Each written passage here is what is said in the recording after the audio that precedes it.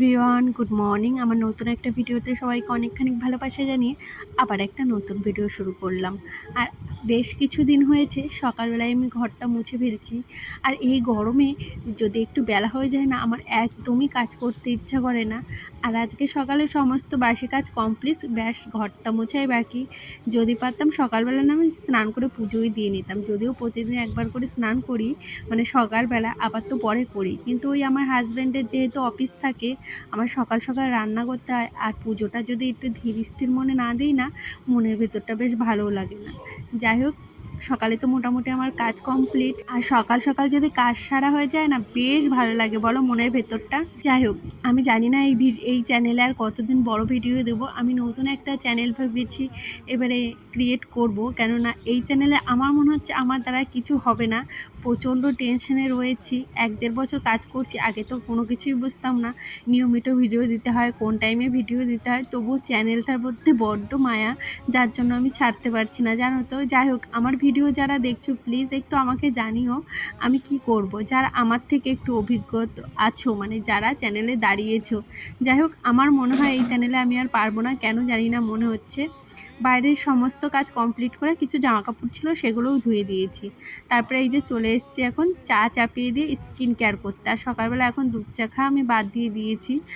আর ওই মানে টোনারটা মেখে আমার হাতে টাইম নেই, জানো তো, যে আমি বসে বসে ওইটা শুকাবো। আমি ভাবলাম শুকাতে শুকাতে ততক্ষণে আমি মানে খাটটা গুছিয়ে ফেলি। খাটটা গুছাতে খুব একটা টাইম লাগে না, যেহেতু এতটা গরম পড়েছে, খুব একটা কিছু মানে পাতানো হয় না। এই যে তারপরে স্নানটা মাখছি, এইগুলো দিয়ে 1-1 মিনিট করে, 1-1.5 মিনিট করে মুখটা শুকাতে দিতে হয়, কিন্তু সেইটুকু টাইমও আমার হাতে থাকে না।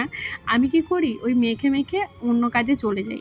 যাই হোক, এইদিকে পরে একটু বাদে সানস্ক্রিন ভেবেছি মেখে আসবো। আর এর মধ্যে দেখো, কালকে কচুর লতিগুলো আমি না বেছে রেখেছিলাম, জানি না কে কী বলো।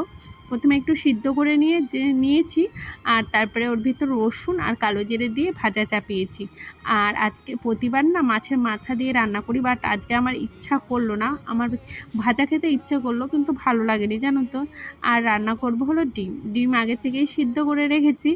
আর এখন এই যে মশলাটাও করে ফেলেছি। আর রান্নার খুব একটা ভিডিও তোমাদের সাথে শেয়ার করছি না, কেননা কি বলো তো, আগের থেকে আমি কেটে কুটে তাড়াতাড়ি আজকে ব্যস্ত ছিলাম যে সকাল সকাল কাজটা শেষ করব। রান্না বাড়া মোটামুটি সব কাজ কমপ্লিট।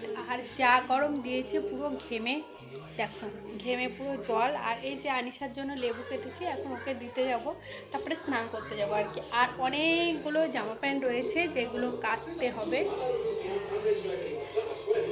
আর অনেকগুলো জামা প্যান্ট আছে যেগুলো ভাঁজ করতে হবে, 2 দিন ভাঁজ করবো, আর করাই হচ্ছে না। আর এটা হচ্ছে বিকালবেলায় ভিডিও। আমি গিয়েছিলাম একটা দরকারে, তো সেইখান থেকে এসে আর জামা প্যান্ট খুলিনি। বলেছি যে এর আগের দিন ছাদ বাগান করব, তো ট্রেগুলো আমি গুছিয়ে রেখেছিলাম, বাট সেই ট্রেগুলো না, মানে এর থেকে মাটি বের করা হয়নি। আর আজকে না একদমই বেরোচ্ছিল না, অনেক কষ্ট করে এগুলো থেকে মাটি বের করলাম, যেহেতু ঘাস হয়ে গেছে। আর ঘাসগুলো না একদম বেরোচ্ছিল না, তো আমার না ভীষণ কষ্ট হয়েছে আজকে এই যে ঘাসগুলো বের করতে। আর আমার হাজব্যান্ডকে বলেছিলাম, ও না অন্য কাজ বাইরের সেরকম একটা করতে চায় না, সেই কষ্ট করে আমাকেই করতে হয়, কি আর করার। যাই হোক, এই যে আর এই ট্রেটা দিয়ে বের করতে আমার সব থেকে বেশি কষ্ট হয়েছিল।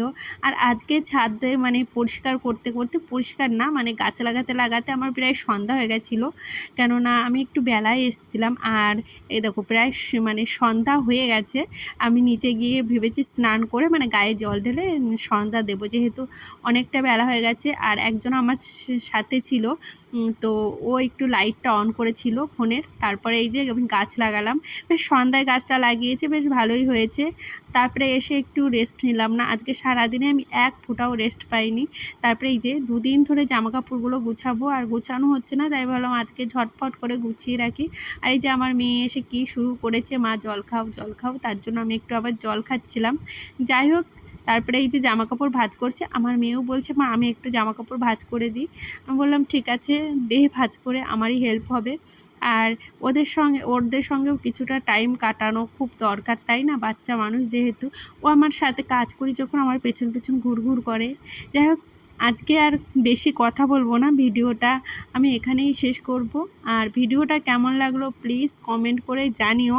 আর প্লিজ প্লিজ তোমরা যদি কেউ জানো আমাকে প্লিজ একটু মানে সাজেশন দিও, আদৌ আমি কি করব। সত্যি এটা নিয়ে আমি ভীষণ কনফিউজ যে এই চ্যানেলে আমি আর ভিডিও আদৌ করব কি না। যাই হোক, আজকের মতো টাটা, দেখা হবে আবার একটা নতুন ভিডিওতে। আর যারা যারা চ্যানেলটিতে নতুন আছো প্লিজ একটু সাবস্ক্রাইব করে দিও, পাশে থেকো। আর এই যে জামা কাপড়গুলো জিনিস জায়গায় রেখে দিচ্ছি। তো আজকের মতো টাটা, দেখা হচ্ছে নতুন।